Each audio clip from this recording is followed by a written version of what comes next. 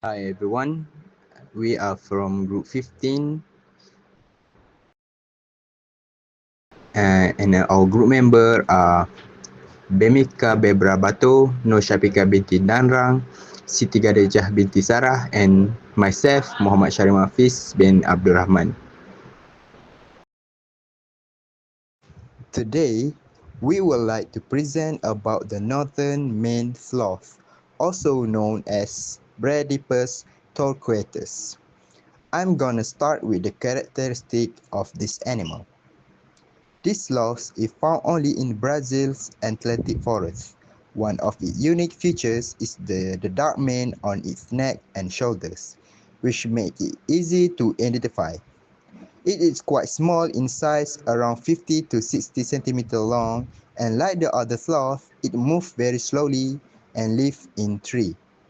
Its diet includes leaf, shoot, and fruit.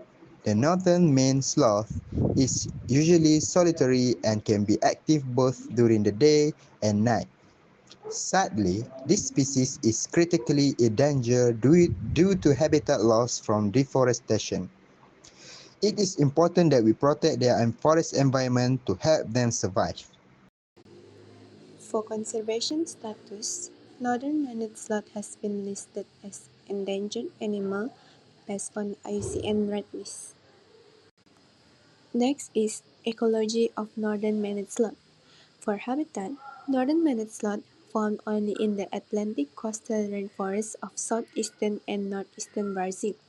The sloth are an endemic species unique to Espírito Santo, Rio de Janeiro, and Bahia. It prefers tropical and subtropical moist lowland forests, especially in areas with dense tree cover for movement and camouflage.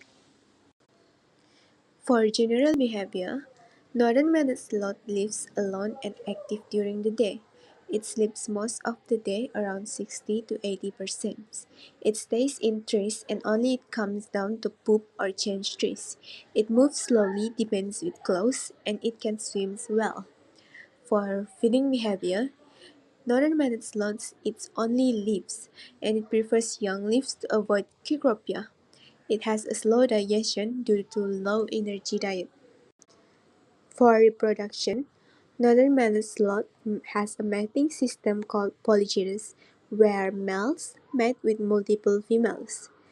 For females northern maned sloth, it chooses strong and healthy males, which possibly based on man size and color. The breeding season is from September to November, which is end of dry season. For the bird season, it's from February to April, which is end of rainy season. It only one baby per pregnancy after about 6 months of gestation. Now let's move on to the threats faced by the northern maned sloth. So one of the biggest threats is habitat loss, and this mainly happens due to deforestation, especially from urban development like building cities and roads. And next one is road construction. Roads not only destroy the forest but also divide their habitat, and it also increased the risk of sloth being hit by vehicles when they try to cross the road. And since sloths are arboreal animals, they need connected tree canopies to move around and to find food. So when their habitat is fragmented, it isolates their populations and limits the gene flow, and it also increases and leads to inbreeding.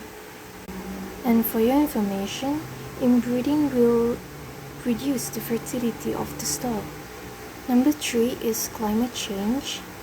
So when there's changes in temperature and rainfall patterns, it will actually affect the overall health of the forest, which will minimize their foods. Number 4 is hunting. And although less common, some sloths are actually hunted for use in traditional medicines or even captured illegally for the pet trade. And last but not least, sloths reproduce very slowly and they usually give birth to only one baby per year.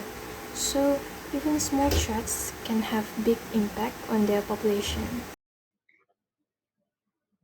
Now, let's move on to the conservation strategy for the northern manslot, a species that is sadly facing numerous threats due to human activity and environmental changes. The first major step is sloth habitat restoration and protection. For habitat restoration, areas where the forests have been damaged, native trees should be replanted to help rebuild the sloth environment. It's also important to create ecological corridors. These are forest pathways that connect isolated patches of habitat, so sloth can move freely and find food or mates. At the same time, removing invasive plant species is necessary to ensure that native plants can grow and provide enough food for the sloths. Next, habitat protection. Establishing protected areas like national park where the sloths can live safely. We also need to enforce anti-deforestation laws and actively monitor illegal logging activities. In addition, promoting sustainable land use through ecotourism and agroforestry can help prevent further habitat destruction while supporting local economies. Another important conservation strategy is through responsible tourism and education campaign. We must encourage ecotourism that is mindful of sloth habitats. Educating local communities, especially students, help raise awareness about the importance of sloth conservation. It's also important to promote respectful behavior among tourists when they visit natural areas. Both local and tourists can be involved in conservation activities like tree planting and cleanup programs, which strengthen the relationship between people and nature. Finally, scientific research plays a critical role. Researchers study sloth behavior, diet, and movement using tools like GPS tracking and camera traps. They also monitor population size and genetic diversity to understand the health of sloth population.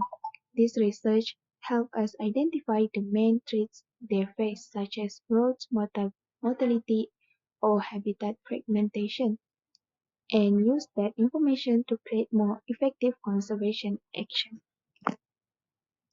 These are the following assessment for our topic. That's all from us. Thank you.